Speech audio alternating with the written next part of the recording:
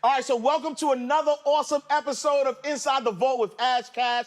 I am excited about the next guest that we have with y'all today. We have some ladies who have been breaking glass ceilings. I'm talking about shattering them. They are the people behind the people. We have Miss Courtney Rhodes, Miss Dina Marto in the building. Welcome, ladies. Thank you for being with us inside the Vault. For those who don't know, please tell us about yourself. Well, first, thank you for that amazing introduction. I know, thank so you. much energy. So I'm Courtney Rhodes, and I am one of the co-founders with my partner here, Dina Marto. And I basically am the marketing and media relations director at the agency. And just a little bit about my background, I kind of grew up in the media world, running radio stations for iHeart at the time, which is now Clear Channel, became an entrepreneur and really start to figure out ways to help clients to build brands and scale their marketing and advertising and really just make more money. And then fast forward, I partnered with Dina and we merged firms and here we are. And I am Dina Marto. Thanks for having us, number one. I am also the co-founder of C&D The Agency. I am the D in the C&D. I've had about 20 years of music industry experience.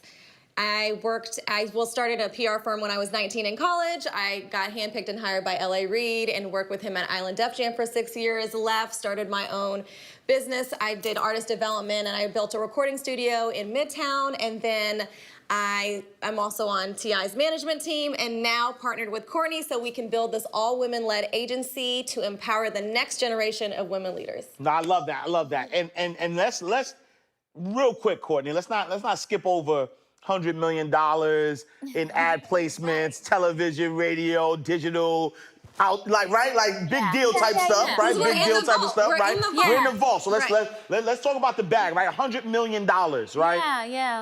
Let's talk about that. Let's talk about that, right? And so I want to start there, right? Because you know, branding, marketing, you know, being women in a game that's largely you know, men driven. Right. How do you survive this long, right? And not just on a small level, right? You guys have. Actually, I'm doing it a disservice if I say survive. Survive kind of gives it a word as if you were struggling, right? So not even how did you survive this long? How did you thrive in a business that is mainly men driven and at the level that you guys have, you know, been able to survive? So that's a great question, and I think, as a matter of fact, I know it's all in overperforming every time. So when you're invited to a table with, no matter who's at that table, and you're tasked with the scope of work, and you're tasked with something to do, and if every time you can over-deliver and bring your best self forward, then the work kind of speaks for itself, and then word kind of carries. And I think one of the things that we both are pretty excited about is that we don't pitch business, and I've never pitched one piece of business. Talk that talk, Courtney, I hear you. But I mean, the truth of the matter is, it's because of what we're saying. Like and that's why I don't like to lead with how, because that's kind of irrelevant. Because if I don't do that every time, it doesn't matter what I've done in the past. So when we look at every project, it's putting our best foot forward, it's bringing the most creative ideas to the table, it's executing seamlessly every single time, and that's how you sustain in the game. Wow, love it, love it. And Dina, 19 years old, handpicked, L.A. Reid, started your own studio, and like years later, you're still I wouldn't even say the top of the game because you just really just starting, even though you have this history. How do you thrive this long? Well, to piggyback on what Courtney was saying, it's really about working 3 times harder than your male counterparts. We're both in male-dominated industries for a very long time. We have to, your reputation is your credibility. It's earning your respect. They don't give it to you. You have to earn it. And so I really think it's about me being honest, having integrity, and performing in my best, like the best work ethic that you can have, and having that drive, and just being able to, having thick skin too really helps you out in this world. So yes. All right, so we're inside the vault, and so I want to dig a little deeper into like mindset though, right? Because that sounds great, what you just said. It makes sense. Where'd you get the mindset from? What told you that you had to do that? You just woke up one day and said, you know what? I'm gonna work 3 times harder than men because I want. Where did that come from? Where's that mindset come from? So I think for me personally, it's just how I'm wired. It's growing up. I grew up in a small, I was born in Baltimore, and then my father moved us to a small town in Berkeley County in South Carolina.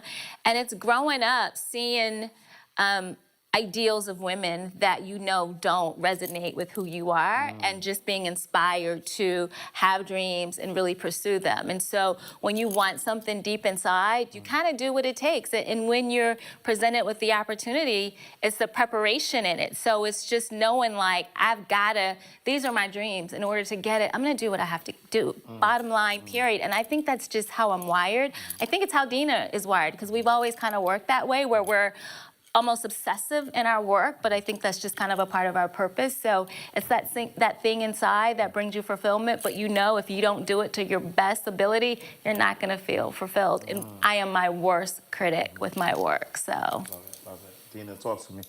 Yeah, I would say the same thing as, like, really piggybacking on Courtney. It's your own internal drive. For me, my love of music, it was like I knew nobody in the music business. I started at ground zero, and I was just like, I took risks. I put myself out there, and I just started building relationships. So I think it was like a trial and error as you go through life experience. It's not necessarily where you're really thinking about it consciously as you're doing it, but you're doing it. And yeah, so I just went for it. I kind of just was like, I'm gonna give it all I got and see what happens, and then landed on my feet. And I want to talk about something. You talk about taking risk, right? And you know, I could do the math. You opened up, you started working at 19 years old. You had the studio. The Atlanta music scene, it wasn't a safe music scene. Let's just say that. How do you navigate that? Like, that's a big risk, right? Meaning that, you're again in a male-dominated business, but it's not, it's full with the trap, right? Yeah. Right? And so how do you navigate that? How do you navigate being a woman, being in a male-dominated industry?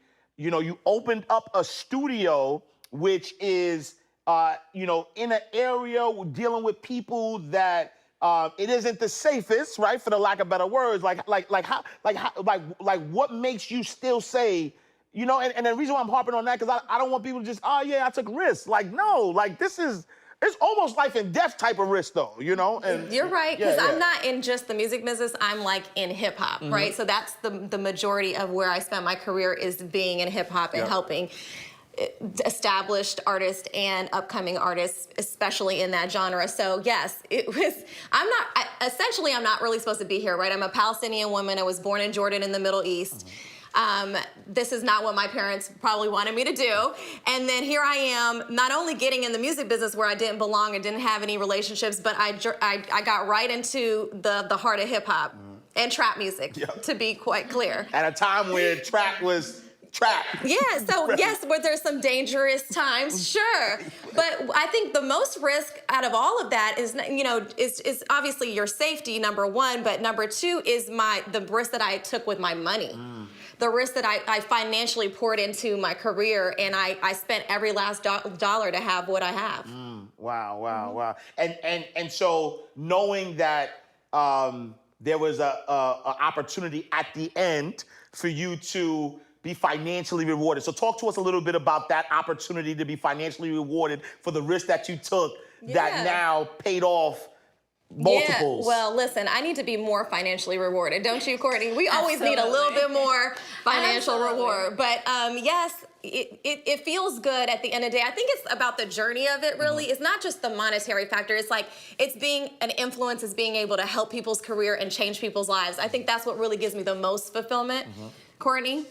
No, I totally agree, and it's kind of why we like being behind the scenes. And obviously, my career was it was very different than Dina's. I came up in corporate. I launched a business to corporate brands, some really large corporate brands at that. So I don't have that same experience as Dina, but certainly, again, the risk is important, but it's seeing what you can do and helping. For us right now, it's helping people who traditionally didn't have the opportunity to scale. I don't care if you're a hip hop artist, you're still not scaling like most country artists if you don't understand the real game plan and structure, right? So it's taken the corporate experience, it's taken the relationships, and then helping our clients to deliver what we know they deserve and to make, although multicultural is like, you know, people are always like general market, multicultural, but really we're mainstream. Like we are creating the culture across industries and genres, and we want our clients, minorities, to benefit from that on a financial way,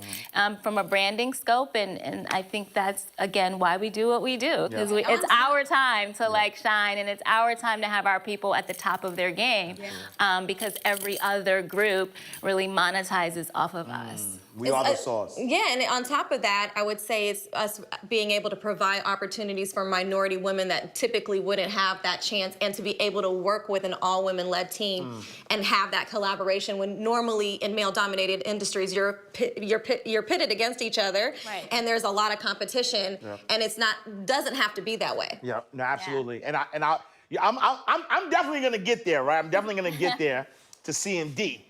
But I still want to be nosy, right? And so Dina didn't answer my question about the studio, but it's all good though. It's all good, right? We don't want to get into No, I get it. You know, because I'm a 15-year banking professional, so I know I've managed money for people who have wealth, so I know when to weave in and out of that money talk. So we're gonna leave it right there. But can I say something to that point? Please. What I did when I created the studio, though, is I created an environment where it was a family environment and where people could collaborate and work together. So I never led with the energy of, well, I'm gonna be in this room and you're in that room and my crew is here and your crew is there. It was like from the moment you walk in that door, we're collaborating, we're one unit, we're making good music together. So I never had those real issues, that the street issues that other people might have had in their studios and stuff like that, because of the tone that I set with the energy and the vibe that we wanted in that establishment. And I love that you said that, and I don't want to glaze over that, because I think energy and intention is very important, right? Absolutely. Because I know for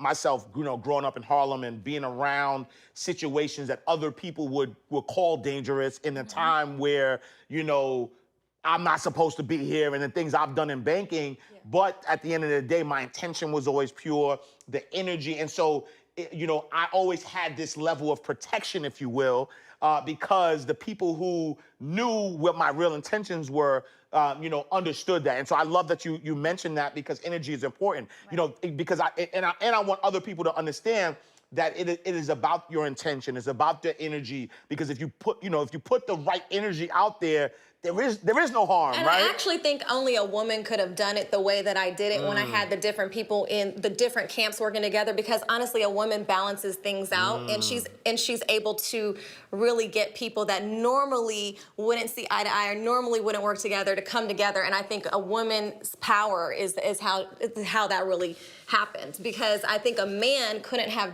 pulled it off the same way. I love that. I love that. Too. And so, Courtney, we talk about Dina taking certain risks, and even though the risk that you took, right, I think is an even greater risk, right? But when you think about corporate America is built the way America is built. If we want to keep it all the way 100, it's built for white men, right? And so, for you to be in a business for the amount of years that you have been in the business, and again, that's why in the intro I said shattered, glass ceilings, period. How did you survive, or how did you take that level of risk and not be faced with violent opposition for a Black woman who is killing it in a corporate arena? Because we see what happens when normally in order to make it, you have to become competition. Like, it's really hard to maneuver from the inside and make it make it to that level. So how did you make that happen? And so Dina and I do this all the time, and I hate to sound like this, but to piggyback off what she said, it's about, for me, in most of those opportunities, I was the only female, I was the only Black, so my counterparts, for the most part, were Jewish men. Italian men, and just straight white men, right? But being the woman, again, you get to balance all that masculine, competitive energy. So I never felt like I competed with them.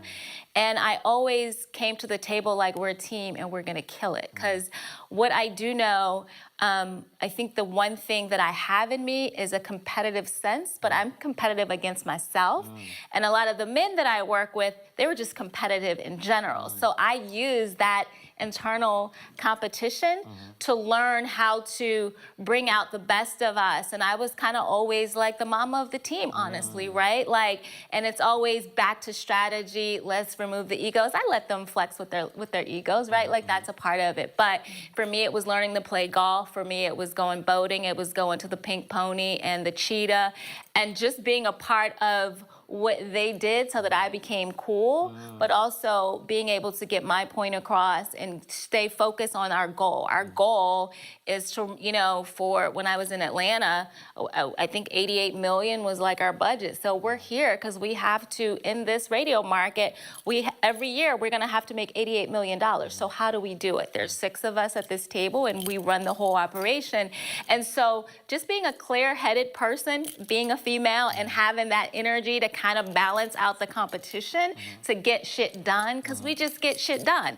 These are the goals, these numbers are big, but it's all relative, right? It really is relative. If your budget was 1 million versus 88 million as a cluster, it is what it is, and you split it the way you split it. But if we're on the same page and I'm getting my part and you're getting your part and we know what we do and we can over-deliver, it kind of doesn't matter.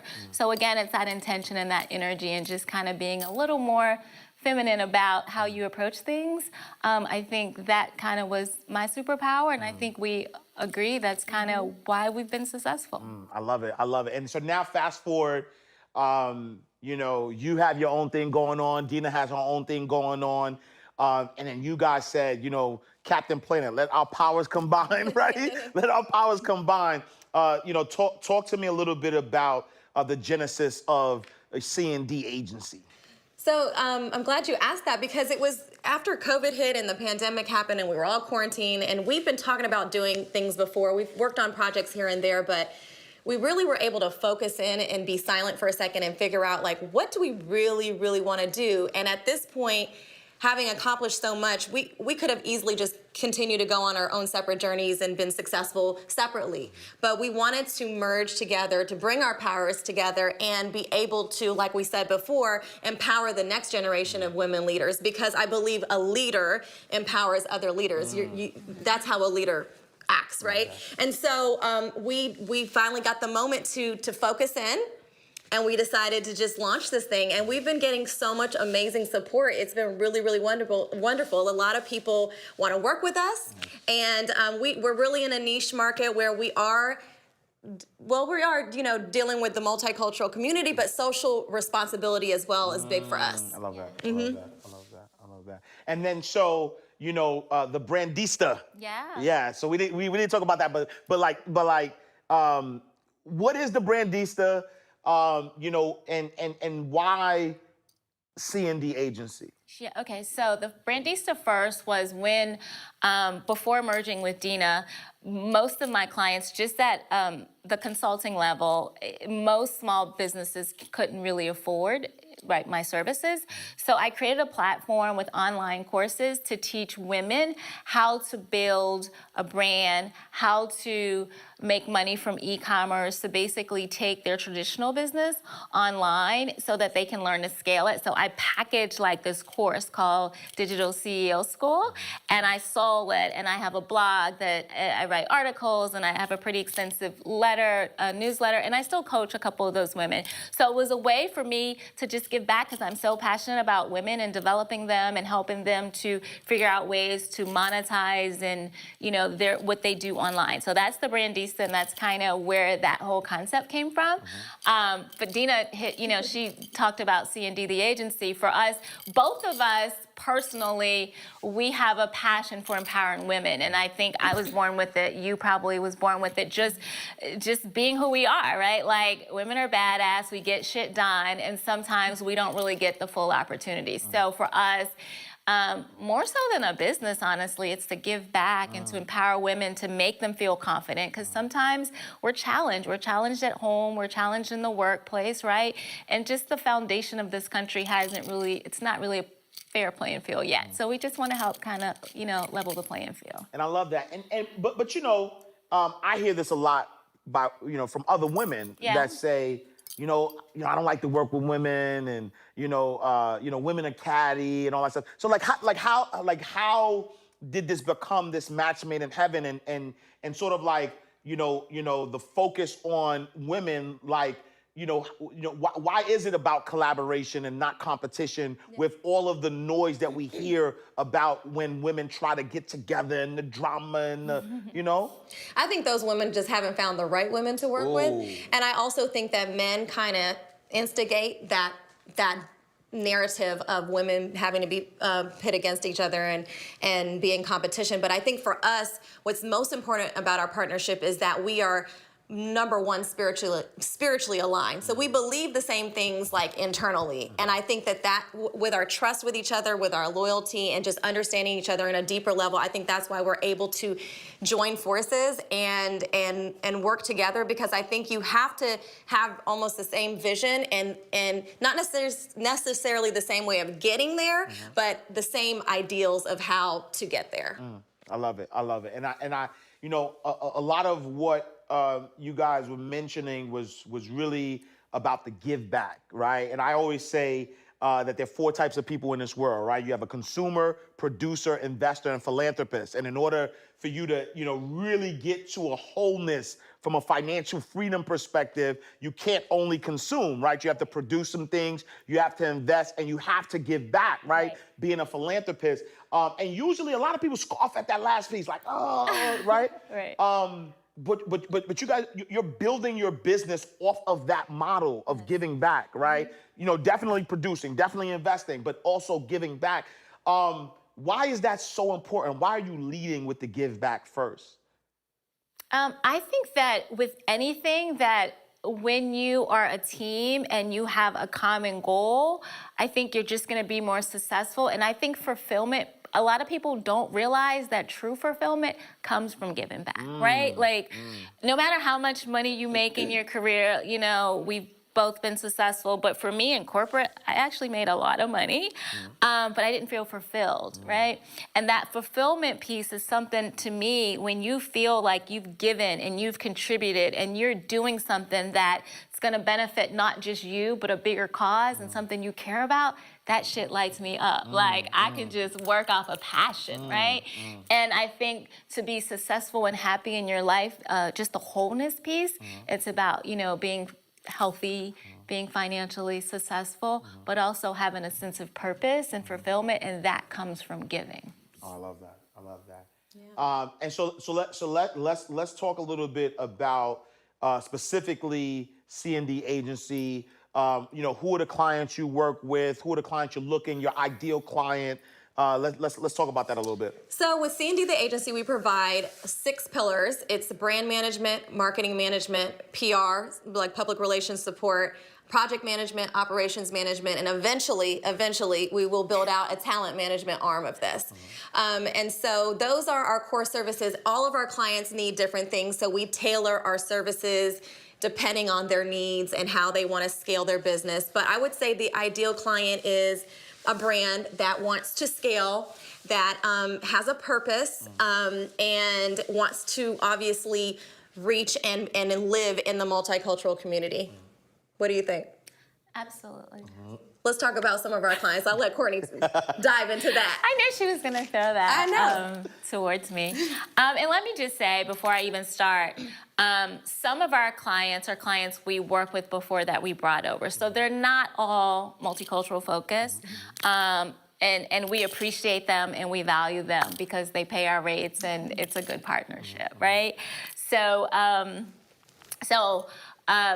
like she brought people over, I brought people over. We Yes. kind of joined our worlds. Mine more in the entertainment world, hers also a little bit more on the corporate side.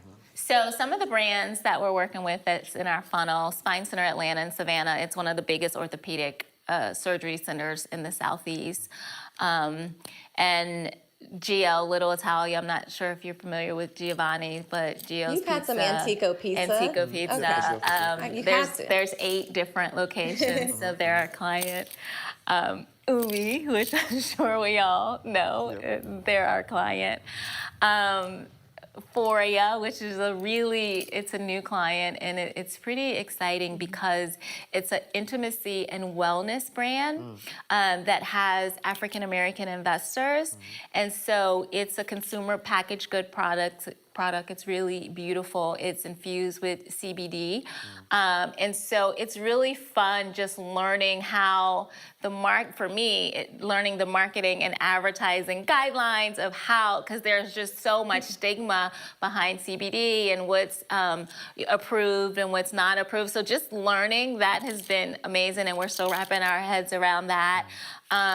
Dina, you want to talk about some of the stuff we've done with the foundation? Yeah, and 5-time Grammy Award-winning producer Tricky Stewart, who you guys I'm sure know very well. He is a client of ours, and we're working on a project with him. And T.I., of course, I work very closely with him on his management team. I've been with him for the last 3 years, but we've been helping with a lot of his philanthropy work on his Harris Community Works Foundation. So we've been leading up a lot of those initiatives for him. Ford Multicultural, they're waiting for us to add them back to the mix. We're building our team, so we're getting everything together. Yeah. Nice. So we'll take on more as we build the team, but we are in the right now we have 8 people on our team. Yeah. So yeah, and it's all women, all wonderful women. Yeah, and I wanted to, because in preparing for the interview, I noticed that, right? Like you are intentional about it being women-led, and so and I as women who have done this and have created leaders, what is what advice would you give, right, to not only women but just men as well, but from a branding perspective, from a building a business, what advice would you give to somebody who's just starting out, who wants to scale and take their business to the next level? Before the branding expert jumps in, because that's who she is, I would just say for me, what's been powerful for my own brand is just staying authentic to who I am and being honest. I'm very honest with my clients. And I am there to support them, but if I feel like there's something that we should maybe go a different way, I will speak up and say, and I'll support them regardless. But I think that's what's gotten me to the point that I am with my reputation and my credibility in the business. Totally agree with everything that she says. I will also add that nowadays there's just so much clutter, right? Like everybody has a new business, everyone has a new agency, like everyone, because you could just hop online and start something and be an expert in any space, right? But the truth of the matter is, like Dina said, your reputation. So what are you known for? What are people going to say about you? And also making sure that you have very clear ideas of where your revenue is going to come from. Like your financial model, you're not going to have a business. If you're just doing it for passion, that's fine. But if you're gonna build and scale a business, you really need to understand where your sources of revenue, where it's coming from, your gross versus your net. Like we're bringing in X amount, but this is how much we're paying out. So this is what our goals are. Like we have goals, right? Like X amount of dollars is where we're trying to get, and continuing to really develop and nurture the business and the financial part, right? Because the other stuff seems sexy and cool, but at the end of the day, if the money isn't coming in, it's really not a business. It's about making money in the vault. Right. That's my advice. Because if you're not making money, it's a hobby. Right, and it takes money to be in the vault. Right. Let's just keep it real. Yeah, That's right. Big facts. All right, and so I want to dig in a little bit, as we talk about money personally, right? Sure. And so right, get all in your business inside the vault. But as you've had all this success, what has been the biggest thing or the most extravagant purchase that you guys have made? So Homes. Homes would be. Yeah. Okay. And so and not cars, because I lease my cars because I don't drive more than 10,000 miles a year, and I feel like I need a new car every 3 years. So in my opinion, leasing a car is a better thing for me. Yep. A lot of people buy. You can write it off. Yeah, right. Yeah, you can write it off, but I don't want to deal with emissions tests. Yep. Okay.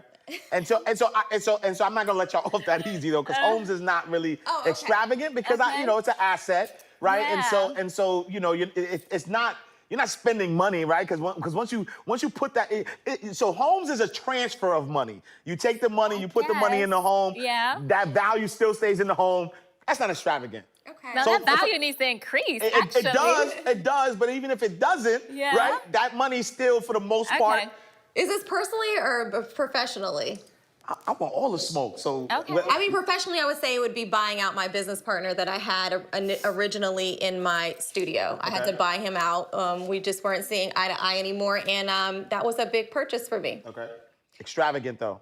I want extravagant. I want something that like, I bought a tiger. Like, give me something. We're Earth signs. Let me just let you Look, know. look. We're like Earth that. signs. Okay. I'm a Capricorn. My biggest fear in life is being broke, and she knows this. Like, that is my biggest fear, right? Yep. Like, I look at my little investment account like literally every day and be like, I need to make X amount of money before I can retire comfortably. Yeah. So I'm not big on. I like homes, Yes. like I said, and I bought several. With an S. Okay, I'm about to say, yeah. I didn't want you to miss that. She said homes. We like I own my clothes. vehicle. Yes. Unlike Dina, which I think leasing is amazing. For me, I just own mine. Shoes. So I have a really bad shoe problem. So I'm not even gonna say it's a problem because I give myself goals, and it's like, if we land this client, then I will buy X amount of shoes. I love that. Right? Okay. Yep, So it's just my little internal motivators. We eat a lot. I think we travel. We'll We spend money on travel. travel Yeah. and parties. We'll spend money on Yes. a good party. Okay. Let me will. tell you. Okay. I mean, We because will. it just sets the tone for everything. Yes. You have to have a good party. Travel for sure. Okay. Travel, And right? so- But no tigers. Yeah. No Experiences. tigers. I don't want no experiences. tiger. Right, I don't want a liability. Okay. Right? Like, we like assets And experiences. And so that's financially responsible, right? I'll say that. We are. Actually. And where does that come from? Like, were you always financially responsible? Like, I would love to answer that. yeah, please. Go ahead. Yeah. Let me just tell you, no. This is the one thing I've learned about myself, and I learned it the hard way. I Yeah. know how to make money. Yes. I know how to spend money with the best of them. Yes. Right. But to manage my money is something I do not understand or know. And so I had to build a team of people that help me with that. I have a business manager and I have an accountant. And they tell me exactly what I'm supposed to spend every month. And I usually don't go over that, but in the past, it took a long process to learn that. And I think you have to know, especially in running a business, what you're good at and what you're not good at. I love that. So I like to spend that money. Yeah. Okay. So I was just gonna add again, and I promise you this is the truth. I'm a Capricorn and she's a Virgo, right? So just financial security, like if our finances are off, we're just off, right? So I learned that actually early on. So for me, like Dina, I have an investment team and it's a Fidelity account. I don't touch it. Like I put a certain amount of money into it. I don't look at it. Then I have an E-Trade account that's like my play. I think I'm an investor, right? I really do. And I add money to it and I watch it. And I have a budget. And typically I don't go over that budget, but I'm an emotional spender, unfortunately. So like, Is that right? yeah. So like if my emotions are kind of off balance, I'll go buy some shit I know I shouldn't. But then I'll feel bad for like 3 months. So I think it's just that practical sense of being an earth sign that we're kind of... Now that you say that, I like jewelry and diamonds and stuff. And so I would like sometimes before I would even have the money, I'd buy something like on credit. And then I'd be like, but I gotta make that money to pay that off and have more. So I would just set myself up to like, oh no, I need these diamond earrings. You know what I mean? And then you get them. And I guess that's not don't do that, everybody. Don't do that, kids. That's not the way to do it. Don't put stuff on credit. But I would do that throughout my life. And so, all this experience that you guys have now, your 18-year-old self, what would you tell your 18-year-old self? Enjoy the process and stop worrying because everything is going to fall into place the way it's meant to be at the time that it's meant to happen. Love that. Love that for certain. I agree. But also to trust yourself. There's this voice inside of us that the older I get, the more I learn to trust it, and it's always right. And I think that when I was younger, I kind of would sense something, but it wasn't ideal. It didn't necessarily align with like my religious beliefs or what my parents told me or what I thought I was supposed to do and how I was supposed to show up in society.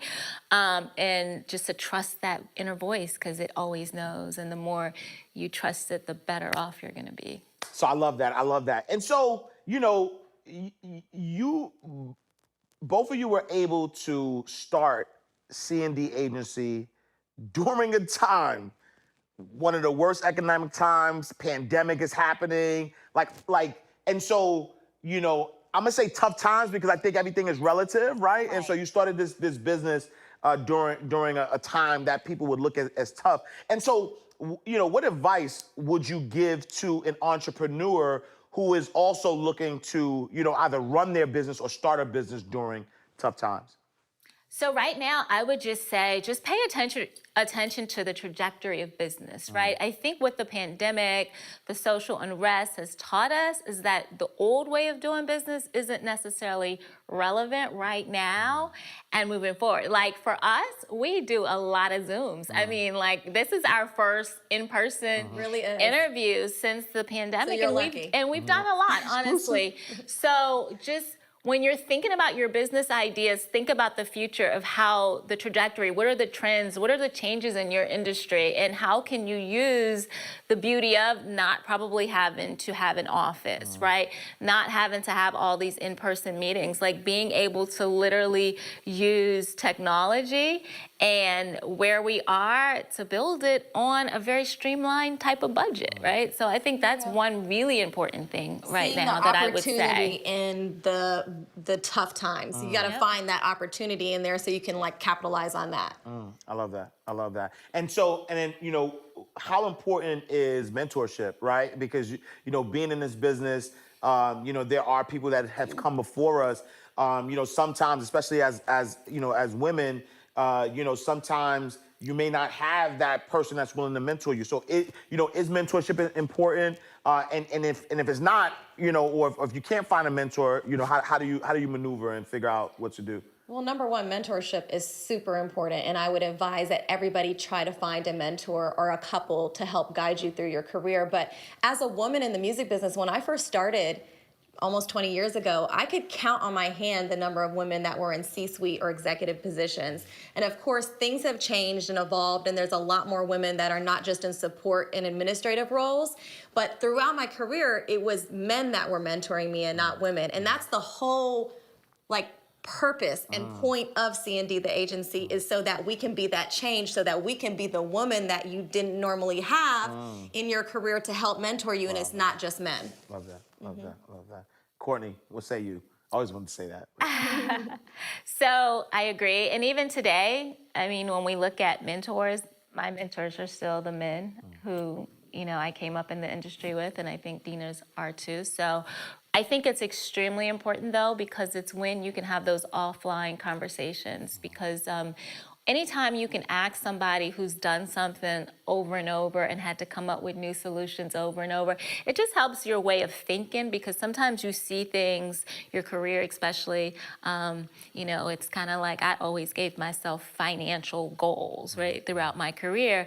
And it's bigger than that, but just having someone to guide you who's been there and can help you kind of deal with figuring out the best solutions to get where you want to go. Because sometimes we just see things the way we see it, and it's not our fault. It's just our experiences are limited. So super important. And it doesn't have to be anything formal. It could be an aunt or an uncle that you respect, who's in a place that you want. It just has to be someone, again, who can help guide you and listen to you without being judgmental and bounce ideas off. So I don't think it has to be as structured as we sometimes think of a mentor, but certainly important. I don't know if you've noticed, but Courtney is about making her money, okay? Oh, absolutely, yeah, for sure. So this vault is the perfect place for her. Absolutely.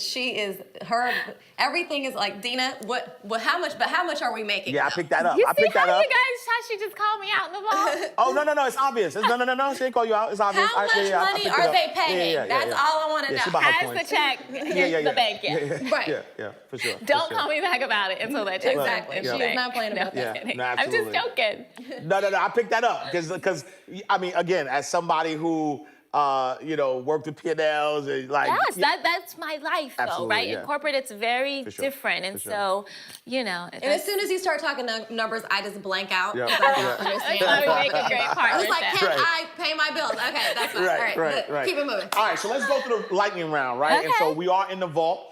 And so, we have some financial terms and we want to, kind of flip them a little bit, right? And so the Yes. first word I'm going to throw at you is deposit slip, right? And so we know a deposit slip, you walk into a bank, you're putting money into the bank, right? Yeah. But for us inside the vault, deposit slip is a slip up, right? Okay. Like tell me your biggest deposit slip with money. There's so many with mine. Give me the biggest. Give me the biggest, Dina. Oh, wait. You're asking like my biggest mess up? Yeah, big mess up. Mess up You in slipped money? up. Yep.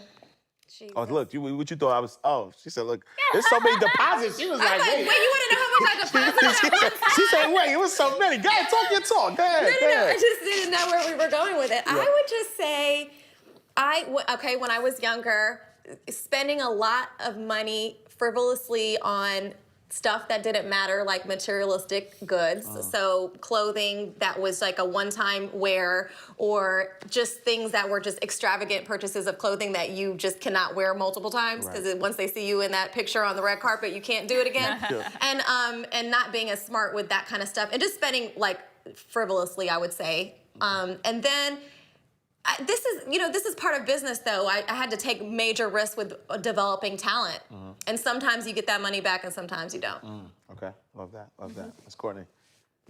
For me,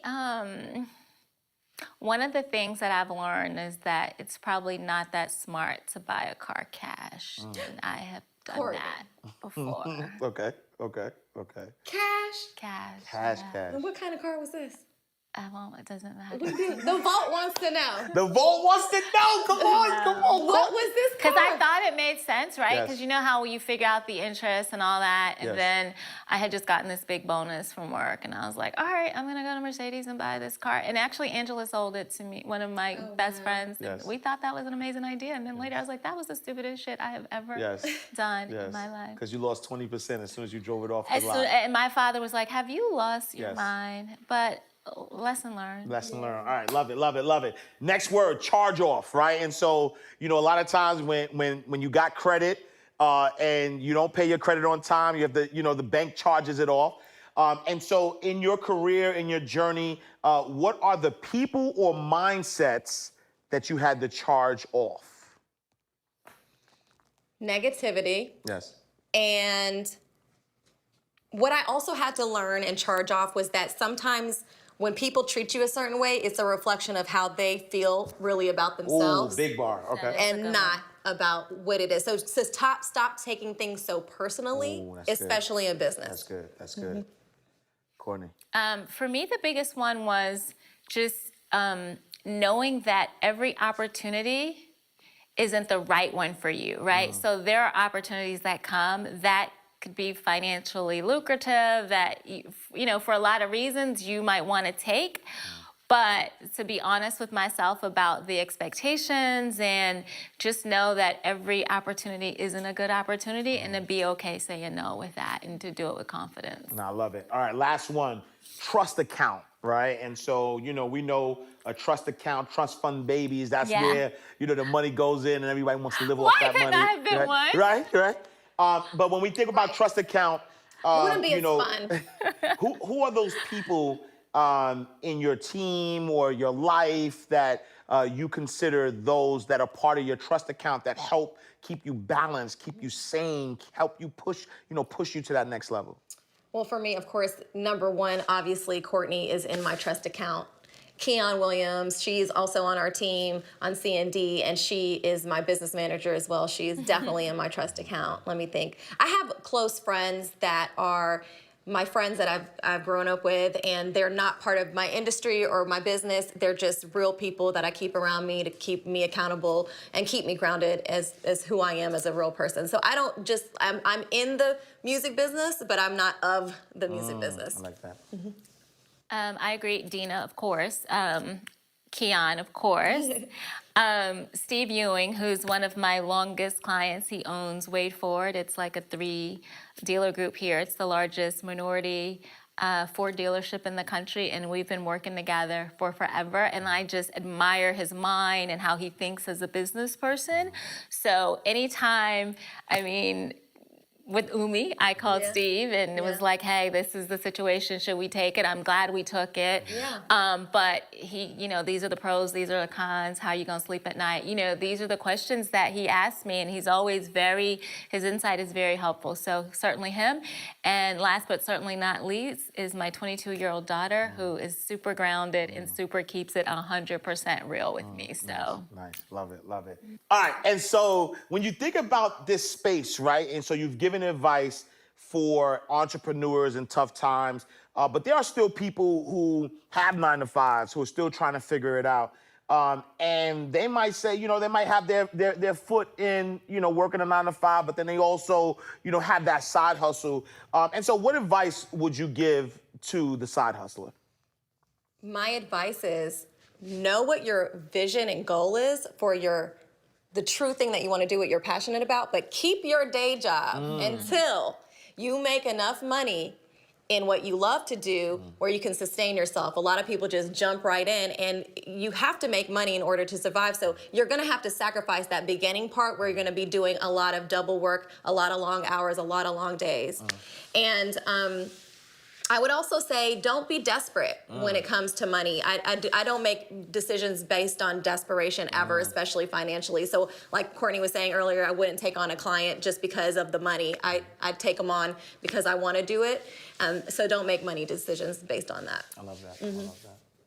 I would just ask them to be honest with themselves about why they want to be an entrepreneur. Because I think a lot of people think, again, that this is this sexy business that, you know, I'm an entrepreneur, I'm the boss, but it's a lot of hard work. And I think that keep that 9-to-5, make sure that it's something you're willing to do and step into it, but really have clarity again on how you're gonna make money, or you're gonna waste a lot of time and a lot of money just trying to figure it out, right? So figure out where I'm gonna get money, what do I need to do, how much clients do I need to have, at what rate to back into this number that I'm gonna be okay being able to live off of, and for how long. So I just, again, think that the numbers are just super, super important. Absolutely. And to piggyback on one thing she said, entrepreneurship is not for everybody. I know people sell it like this dream, but we need the people that have the structured settings, that we do need the people that don't want to have to be the entrepreneur. It is a lot of responsibility and a lot of, it's eat what you kill. So if you're not down for that lifestyle, it's okay. You don't have to be an entrepreneur. It's fine. Just work for one. Just work for one, or work with one, or you do whatever you want. Like a lot of people just love that structure or system where they know where they are in the system and they don't have to go home and worry about the payroll. Yeah, I love that you said that, because it's true. No. Right? Because there is, you know, there's like this, you have to have the stomach for entrepreneurship, right? Because to have that level of, you know, first, not only is it your well-being that's, you know, that's on your hands, but then also if you have employees or people who you might contract, there's a lot that goes into that, and so you have to have the stomach for it. So I love that you said that. And accountability for it. Absolutely. Really, if you look in the mirror, it's you, baby, right? Absolutely. Right? Absolutely. So Be your own motivator. Yes, I mean, I do all-nighters, not as much as I used to, but sometimes. No, I love it. I love it. And so, you know, there's a lot of money myths out there.